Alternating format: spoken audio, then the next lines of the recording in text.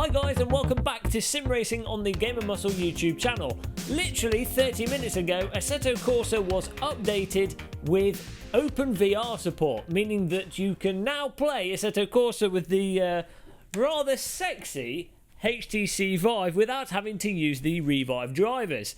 Now, to get this working, I'm going to assume that many of you were playing Assetto Corsa using Revive if you had a Vive and you liked AC, and you're probably wondering, why won't the game now work? Well, to get this working, there's a couple of things you need to do. First of all, I initially tried just deleting the Revive files, and I had a friend do this as well, and that didn't work with the game not launching into VR properly. Now, that might work for you depending on which version of Revive you used, but what I did and what my friend found is that just completely deleting Assetto Corsa, removing all the files and doing a fresh install seemed to do the trick in terms of actually getting it to work. So fresh install of AC might take a while. I think it's about 20 gig download.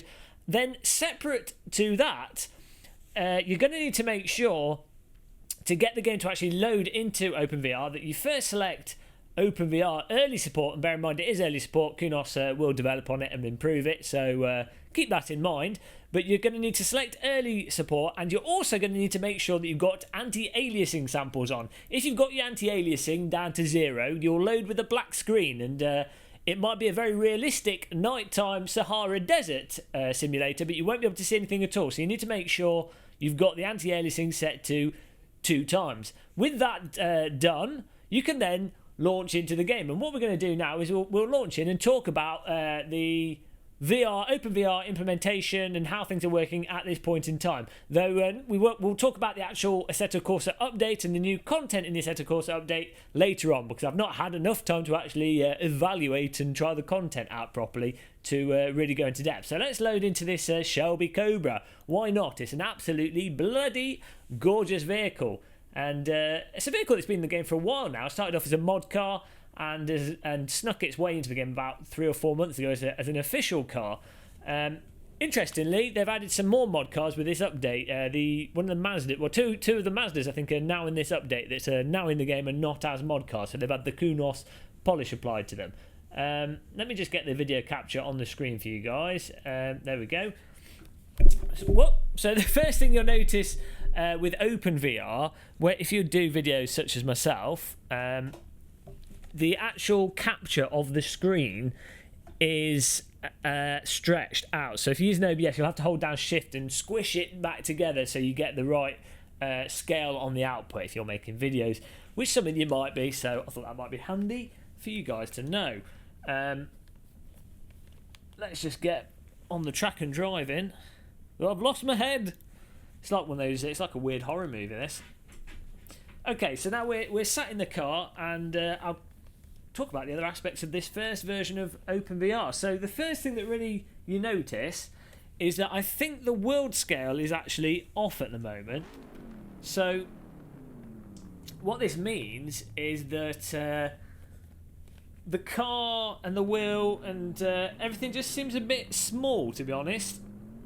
Now, maybe this is me being crazy, which is entirely possible, but I just get the impression and feeling that the world scale is off. I mean, if you want to test this out or understand what I'm talking about, if you load up Race Room Racing Experience with VR, you can actually adjust the world scale with you can bind it to adjust how far apart the eye separation is, and you'll see what I'm talking about when I talk about world scale.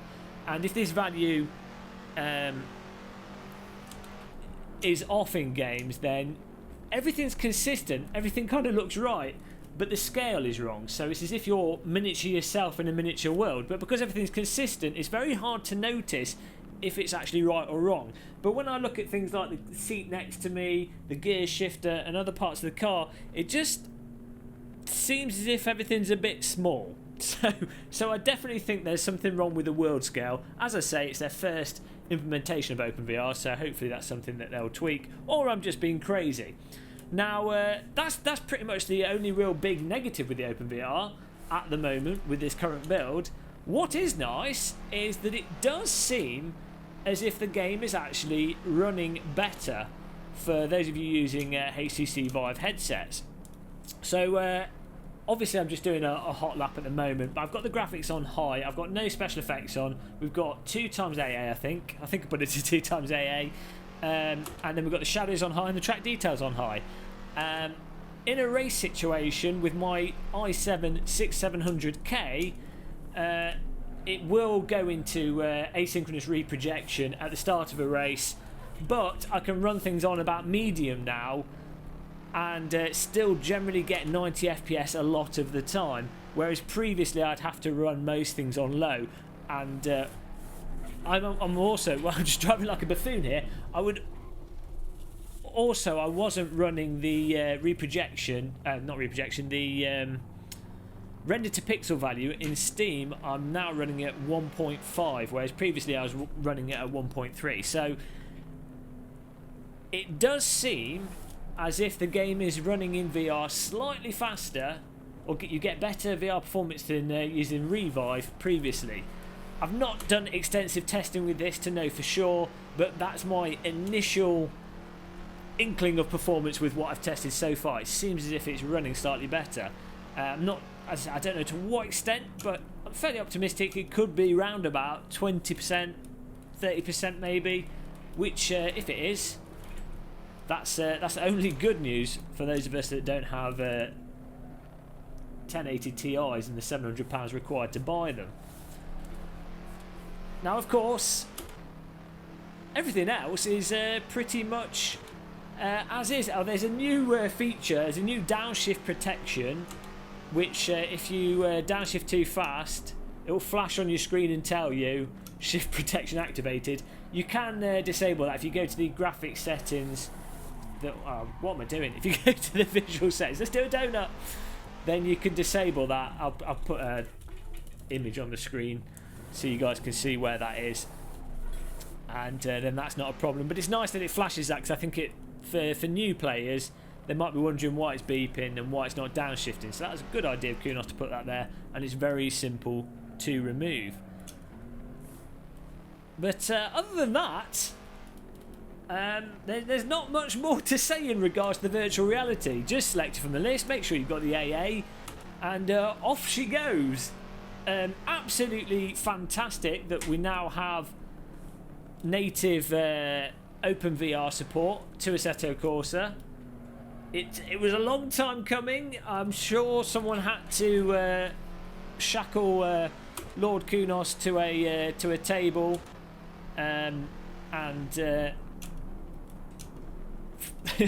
force the poor guy to go through the boring implementation process. If it was him that did it, I assume it was. But for those of you with Vives, you can now remove Revive from AC. It is fully playable as it is now. What I will do after this video is load it up in the Rift, and I'll double check the scale of things. One thing I did notice with the Oculus Rift support is that even from the get-go, the Rift tended to, or seemed to have, I can't drive and talk this car at the same time. The Rift seemed to have the right scale to it from the get-go. It was never really a problem. Whereas even with Revive, the world scale seemed a bit small on the Vive compared to the Rift. So we will do that. We'll load that up in a bit, give it a little check. But this video is just an announcement video to say Assetto Corsa works with the Vive. First implementation. I'm sure they'll improve it. Good job, Kunos. Enjoy your driving, guys. I will see you in the next video that we put up. It will be very soon indeed. Until then, goodbye.